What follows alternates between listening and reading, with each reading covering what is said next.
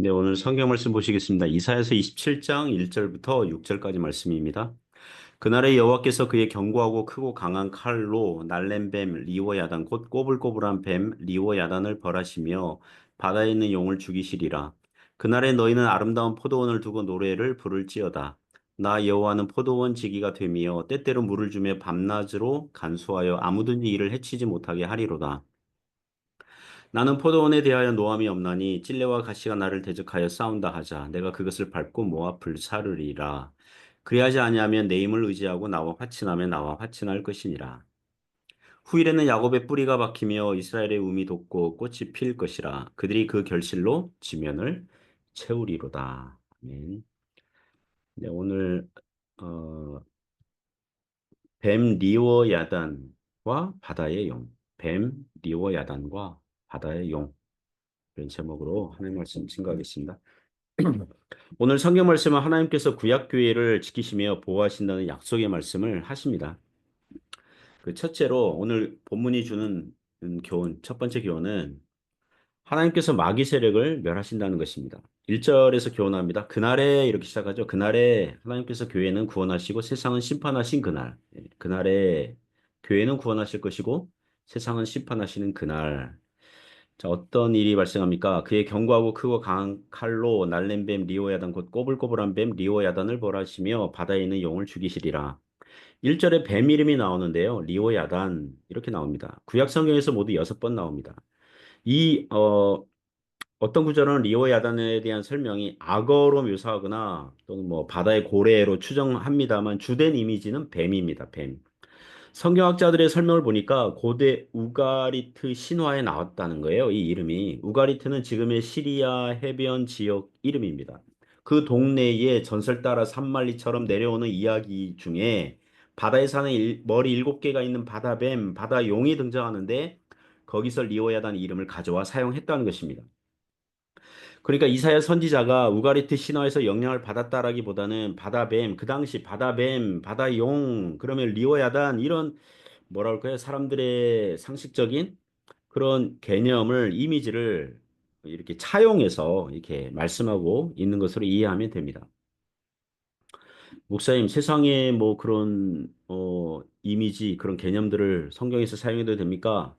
복음서에 보면 우리 예수님께서 부자가 천국에 들어가기 어렵다는 것을 당시 격언을 사용하셔서 말씀하시죠. 낙타가 바늘구멍 들어가는 것보다 더 어렵다. 세상 격언을 차용하셔서 말씀하시는 거죠. 그 당시 갈릴리 분봉왕 헤롯 안디바가 교만하고 교활했기 때문에 예수님께서 그 왕에 대해서 여우라고 했습니다. 여우 그럼 뭔가 교활하고 뭐 그런 그 이미지잖아요. 이사야 선지자도 그렇게 당시 통용되는 괴물이나 악한 세력을 상징하는 개념, 이 리오야단을 뱀, 용 이렇게 사용했다고 보면 됩니다. 자, 그럼 1절에 나오는 뱀 리오야단과 바다의 용은 누구입니까? 혹자는 날렘뱀은 그 당시 티그리스 강을 중심으로 세력을 떨치던 아수르 나라를 말하는 것이다. 이렇게 얘기하고요. 꼬불꼬불한 뱀은 유브라데 강이 꼬불꼬불한 강이라고 합니다. 그 강을 중심으로 세력을 잡은 바벨론을 의미한다고 설명하고 바다에 있는 용은 또는 바다 악어는 이사야서 51장 9절 가면 애굽을 그 바다 악어라고 묘사를 했거든요. 그러니까 이 바다에 있는 용은 애굽이다. 뭐 이렇게 설명을 합니다. 1차적으로는 그럴 수 있어요. 일리가 있죠. 하나님께서 구약 시대 당시 구약 교회를 괴롭히고 있던 이방 나라들을 벌 주시겠다고 그렇게 이해할 수 있습니다. 그러나 성경 전체로 보면 창세기부터 요한계시록을 보면 뱀과 용은 다분히 누구를 얘기합니까? 악한 마귀와 그 세력을 가리키는 용어로 사용합니다. 특히 요한계시록 12장 13장 보면 옛 뱀 또는 용 그리고 바다에서 올라오는 짐승, 땅에서 올라오는 짐승 이렇게 나와요. 그 마귀와 그에게 붙어 있는 그런 세력들을 묘사하는 것입니다. 그러니까 구약 시대에도 이방 나라들이 이 구약 이스라엘을 대적할 때에 그것은 물론 하나님의 커다란 섭리 안에서 역사하시는 것이지만 그 이방 나라들의 영적인 세계관은 악한 마귀와 그 귀신들에게 영향을 받아서 움직이고 있다는 것입니다. 그래서 하나님께서 이방 나라들을 벌하시고 심판하신다고 하실 때에 그 배후에 있는 악의 세력들, 뱀 리워야단과 바다의 용, 이 악한 마귀 세력들을 벌하시고 죽이시겠다, 죽이겠다 이런 말씀하시는 것입니다. 신약성경 골로새서 2장 15절 그리고 히브리서 2장 14절을 보면 예수님께서 십자가에서 죄인들을 대속하신 사건의 의미를 통치자들과 권세들을 무력화하셨다 또는 죽음의 세력을 잡은 자 마귀를 멸하셨다 이런 식으로 설명하거든요. 즉 마귀가 죄인들을 자신의 종으로 삼고 부려먹었는데 예수님께서 오셔서 십자가에서 죽으심으로 마귀가 무기처럼 사용하던 죄와 율법의 정죄 같은 그런 무기들을 무력화하심으로 승리하셨다고 이 신약 성경은 말씀합니다. 자, 예를 들면 오늘날 죄를 지은 신자가 죄책을 지게 되었고 죄의 삭은 사망을 이런 지불하게 되었는데 예수님께서 대신 죄책을 짊어지셨고 대신 사망의 값을 지불하셨으니 이제는 마귀가 예수님을 믿는 신자들을 공격할 무기가 없죠. 무기가 없어지고 말았어요. 마귀가 신자들을 공격할 수 있거든요. 너는 죄인이니까 하나님께서 너를 미워하실 거야. 이렇게 공격할 수 있어요. 그러면 신자들은 어떻게 방어를 해야 됩니까? 예수님께서 내 죄를 대속하셨으니 하나님께서 이제는 나를 사랑하시고 은혜를 주신다고 말할 수 있게 되었습니다. 마귀가 신자들에게 너는 사망이라는 벌을 받게 되었다고 공격을 하면 우리는 이렇게 방어할 수 있어요. 예수님께서 나를 대신하여 대신 죽으심으로 사망이라는 값을 지불하셨으니 내가 더 이상 지불할 것은 없다. 그리스도 예수 안에 있는 자에게는 결코 정죄함이 없잖아요. 이와 같이 마귀는 신자들에게 더 이상 공격할 무기가 없는 것입니다. 물론 신자들의 믿음을 약하게 하기 위해서 여전히 의심, 거짓말, 죄를 짓도록 유혹하는 불화살들을 날리고 있지만 신자들이 언제든지 예수님께 돌아가면 예수님의 믿음으로 예수님을 붙잡으면 승리할 수 있게 된 줄 믿습니다. 그리고 세상 역사 속에서 예를 들면 세계 2차 대전에서 독일의 히틀러가 유대인 민족을 말살하려던 그런 생각, 정책, 실행 등이 마귀적이라고 할 수 있죠. 마귀적이다.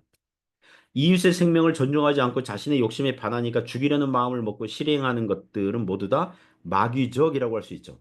정치인들이 자신에 반하는 이 반대 세력들을 힘으로 뭐 군대를 동원해서 억압하고 고문 또 심지어 죽이려고 하는 그런 것들을 마귀적이라고 할 수 있는 거예요. 마귀적. 하지만 하나님의 일반 은총 안에서 하나님께서 뱀 리오야단과 바다의 용이 제동장치 없이 폭주하지 못하도록 막으시고 제압하시는 것이 또 하나님의 은혜인 줄 믿습니다. 그리고 무엇보다도 신자들에게는 이미 예수님의 십자가 승리 안에서 이미 이긴 전쟁에서 영적인 싸움을 하고 있는 중입니다. 얼마든지 마귀를 대적하고 승리할 수 있습니다. 아까 우리 찬양할 때 뭐죠? 이, 요한계시록에 보면 2장, 3장에 보면 이기는 자는 이제 하나님 나라에 상을 받는다 이런 말씀도 있잖아요. 영적인 싸움을 하고 있거든요. 십자가 군병들아 승전한 군사들은 영생을 얻으리. 아까 우리 찬양할 때 그런 노래 불렀잖아요. 사랑하는 성도 여러분, 우리의 평생에 타협 없는 영적 전투를 지금 악한 마귀와 그 세력과 하고 있는 줄 압니다. 믿음으로 싸우고 믿음으로 승리할 수 있기를 바랍니다. 두 번째 교훈은요. 오늘 본문이 우리에게 주는 두 번째 교훈은 하나님께서 포도원 농부처럼 포도원을 교회죠. 교회를 보호하신다는 것입니다. 2절에서 6절 내용이 교훈합니다. 2절 보시면 그날에 너희는 아름다운 포도원을 두고 노래를 부를지어다. 구약교회 이스라엘을 포도원으로 비유한 내용이 이미 이사야서 5장에 나오거든요. 거기서는 극상품 포도나무를 심었고 좋은 포도 맺기를 바랐더니 들포도를 맺는 바람에 버려두어서 들짐승들에게 먹히고 찔레와 가시가 나게 할 것이다. 이런 재앙과 징계의 말씀을 하신 바가 있습니다. 그러나 여기서는 그 포도원을 회복하시겠다는 약속의 말씀을 하십니다. 교회를 아름다운 포도원처럼 만드실 것이고 구약교회는 노래를 부르게 될 거라는 거예요. 3절 보시면 나 여호와는 포도원 지기가 되며 여기서 포도원 지기는 포도원을 관리하는 농부를 말하는 것입니다. 요한복음 15장 1절에서 예수께서 이렇게 말씀하십니다. 나는 참 포도나무요 내 아버지는 농부라. 구약 이스라엘이 원래는 포도나무이며 좋은 열매를 맺어야 되는데 거기에 실패했기 때문에 진짜 포도나무는 예수님이시라는 말씀입니다. 거기서도 하나님을 포도원 농부라고 소개해요. 그 농부는 어떤 일을 합니까? 오늘 3절 보면 때때로 물을 주며 밤낮으로 간수하여 아무든지 이를 해치지 못하게 하리로다. 하나님께서 교회에게 은혜를 주시며 보호하여 주시며 지켜주신다는 약속을 하십니다. 4절에 나는 포도원에 대하여 노함이 없나니 이전에는 지금은 노함이 없다. 그럼 이전에는 포도원에 대해서 노하셨다는 거죠. 그러나 이제는 노함이 없다. 노함이 이제 없나니. 그 말은 구약 이스라엘 백성들이 범죄하면 징계를 하시고 노하셨는데 그들이 겸손하게 회개하니까 그 진노를 멈추시고 다시 은혜를 주신다는 뜻입니다. 우리 하나님은 신자들의 범죄에 징계하실 때 죽이려고 망하게 하려고 그런 의도로 하지 않아요. 회개하여 살리도록 하시는 것입니다. 밤에 울음이 기숙할지라도 아침에는 기쁨을 주시는 법입니다. 부모가 자녀를 징계할 때 자녀를 죽일 마음을 품는 것이 아니라 자녀가 좋은 태도를 가지도록 적당하게 징계하는 것과 같은 것입니다. 사절을 계속해서 보시면 찔레와 가시가 나를 대적하여 싸운다 하자 내가 그것을 밟고 모아 불사르리라. 여기 찔레와 가시는 가시와 엉겅퀴예요. 찔레와 가시, 찔레 엉겅퀴죠. 가시와 엉겅퀴. 포도원 울타리 밖에서 그 들짐승들이 그 포도원을 그 들어오려고 그러면 뭡니까? 이제 가시 엉겅퀴가 이제 울타리처럼 이제 방어하는 거잖아요. 포도원 밖에 있는 들짐승이 이방 나라라고 하면 그러면 이 가시와 찔레는 뭡니까? 포도원 안에서 발생하는 거니까 오늘날 교회 안에서 발생하는 불신앙과 이단 교리들이라고 할 수 있겠습니다. 오늘날 교회 안에서 소위 자유주의, 인본주의, 과학주의, 합리주의 신앙이 많은 것을 봅니다. 많은 사람들이 성경을 역사적 사실이라는 기초 위에 신앙하지 않으려고 해요. 예를 들면 하나님의 6일 천지 창조를 문자대로 믿지 않고 진화론 방식으로 오랜 세월에 걸쳐서 창조되었다고 그냥 합리적으로 그게 합리적이다 생각하면서 그렇게 받아들여요. 그러면서 교회를 다녀요. 예수님의 동정녀 탄생을 문자 그대로 믿는 것이 아니라 성경 복음서 기록자들이 예수님을 신격화했다. 너무 신격화했다. 이런 식으로 성경의 말씀을 바꿔버려요. 예수님을 믿으면 천국 가는 게 아니라 예수님의 삶을 모범적으로 따르는 것이 기독교라 그러면서 예수님 믿고 천국 가고 또 뭐 지옥으로 위협을 하고 두려움을 주고 하는 그런 것을 주술신앙이라고 깎아내리는 사람들이 있어요.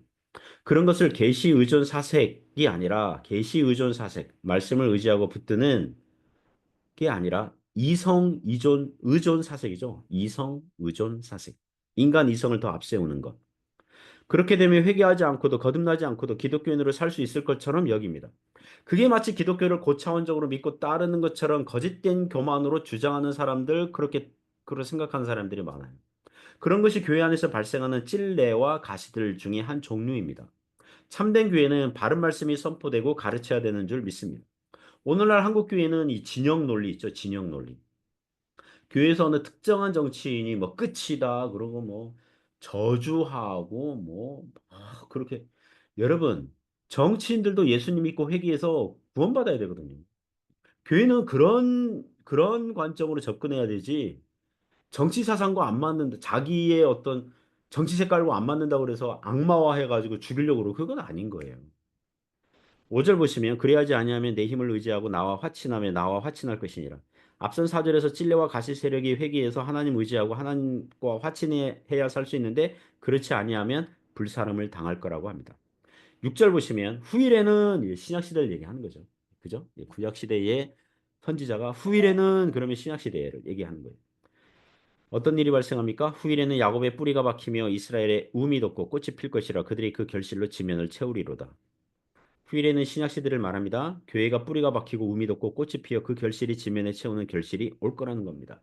모든 민족과 열방의 그리스도를 섬기는 부흥의 계절이 온다는 거예요.